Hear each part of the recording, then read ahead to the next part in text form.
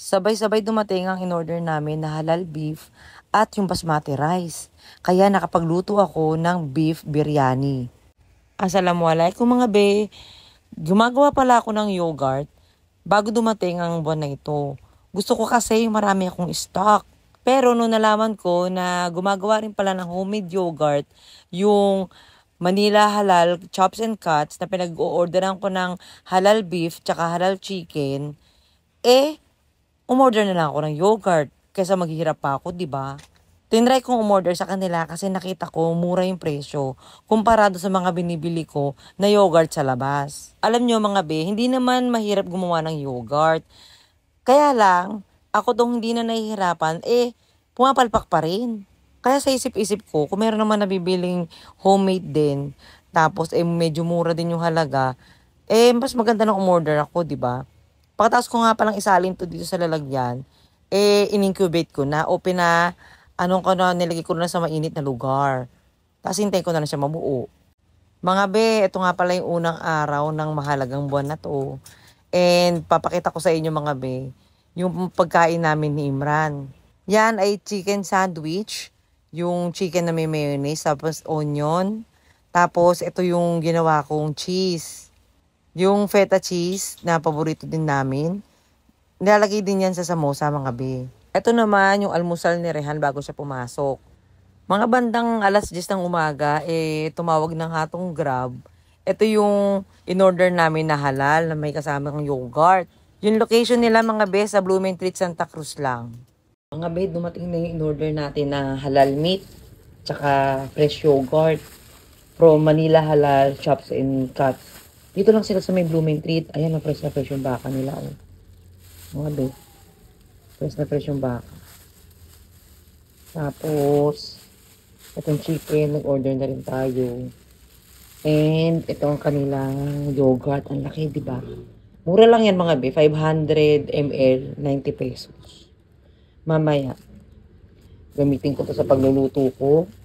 And, ito, thank you sister dahil nagpadala ka nito. Sabi niya kasi, gusto daw niyan tikman namin ang kanilang samosa na recipe ng kanyang Pakistani mother-in-law. Nasa Blooming Treat sila, Santa Cruz. Kaya kung sino yung mga malalapit dito, ay order na kayo mga be. Yan. Sakto naman mga be, dumating yung basmati rice na in-order ko din online. So sabi ko, total may baka naman, magluluto na ako ng beef biryani. Minsan lang kasi ako magluto nito. Madalas kasi, kundi fish, shrimp, o kaya chicken biryani ang niluluto ko. Yung baka, ginagawa ko siyang beef pulaw. Di ba napapanood naman ninyo yung mga vlog ko? Hindi pala ako gumagamit ng biryani mix dito, yung powder. Mas gusto ko kasi itong ako yung naghahalo ng mga masala. Kasi pag gumamit ng biryani mix, feeling ko hindi na siya authentic, di ba?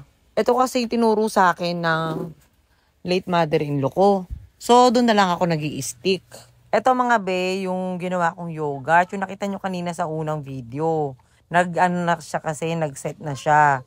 Ready na yung curry ng beef biryani. Nintay ko na lang maluto yung kanin. 70% siyang luto. Tapos, idadam ko na siya. Kapag nilagay ko na yung kanin, maghihintay ako ng mga 20 minutes. Tapos, luto na siya. Tanghalian kasi ito ni Rehan. Tapos, maya-maya, mga bandang 5:00 siguro, magre-ready na rin ako ng kakainin namin. Ang sarap nito mga be kasi may mga taba-taba ng baka. Paborito ng mga bata yun. Tapos, ang lambot-lambot. Eto na nga, nagre-ready na ako ng kakainin namin para sa iftar. Ito yung yogurt. Nilagyan ko siya ng lemon, nilagyan ko ng olive oil, garlic, tsaka salt. Lang naman yung simple naming pagkain, fried food, tapos may dip. Ayan, gumawa ako ng strawberry milkshake. Yung strawberry na fresh na galing Baguio, na dala na Tia Tinay. This fasting, this guys, practice breaking the fast. Ayan. Una nga namin kinain ay dates, tapos uminom ako ng tubig. Siyempre, dahil excited akong tikman tong samosa, kinuha ko kagad siya. At masarap siya mga be. Chicken samosa siya, tapos may mga spices. Hawig siya sa lasa ng Arabic samosa.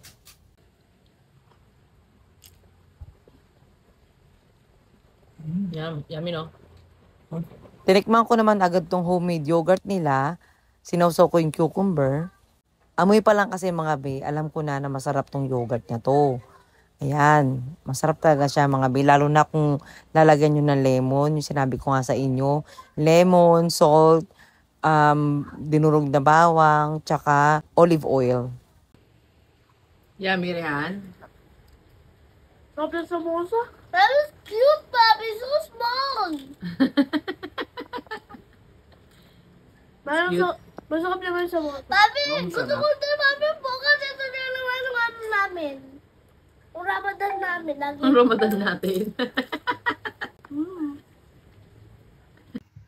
Yan, kung i-arrange ko din ba yung mga anak namin, yung mga hindi po nakakaalam, meron po kaming dalawang anak ni Imran, 2 boys, isang 10 years old at isang 6 years old, mashallah, parehong boys. Ayan, tatanong kung i-arrange marriage din. Depende sa sitwasyon. Pero, kung ako tatanungin nyo kasi hindi naman kami kinasal ng arranged marriage eh. Tapos, yung mga anak namin, ilalagay ko sa... Eto, mga be, ganito Bibigyan lang ko lang kayo ng mas clearer picture kung ano ba yung arranged marriage sa India. Lalo na sa aming mga Muslim. Ang arranged marriage, mga be, ihahanap namin na kapareha yung anak namin. Pwedeng yung kung sino yung natitipuhan nila, tapos pupuntahan namin yung mga magulang, ganyan. Ganun yung mangyayari. Basta yung mga magulang kikilos, okay, kikilatisin yung isa't isa. Kapag gusto ng magulang, tatanong, pwede ba yung anak ko na magpakasal sa anak mo, ganyan, no. Ganun yung arranged marriage. O kaya may nahanap ako na babae para sa anak ko, tapos napakita ko yung picture sa kanya, tapos ganito ganyan, si babae ganito ganyan, gusto mo ba? Yan. Kapag pumayag yung anak namin, go. Pero kapag hindi pumayag, wala kami magagawa. Hanap pa rin kami ng iba. Ganon ang arranged marriage. Bawal sa amin yung papa-arrange marriage mo yung anak namin, tapos ayaw naman niya.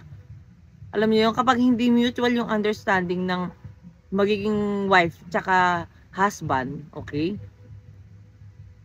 Walang magaganap na kasalaan. Dahil hindi maganda. Hindi, bawal ang i-arrange marriage sa hindi naman sang-ayon. Gets nyo? So, yung mga nababalitaan nyo na kasi in-arrange marriage siya, meron yung consent. May consent ng ikakasal.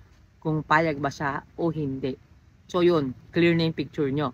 So, yung tanong nyo uli, depende. Kung sila ba lumapit sa amin, mami, hanap mo naman kami ng daddy, hanap mo naman ako ng ganito. Doon kami maghahanap. Tapos, ayun yung tatawag na arranged marriage. Pero kung sila, nakahanap ng katagpo ng babae na gusto nilang makasama habang buhay, bahala sila. Yun lang, pinagdadasal lang namin na inshallah makahanap sila nung babaeng makakasama nila sa hirap at ginhawa. Hindi lang sa ginhawa. Mas maganda, makahanap sila ng babaeng nandyan kahit hirap ang buhay, nandyan kapag successful ang buhay. Yun, ayun lang naman pinagdadasal namin as magulang.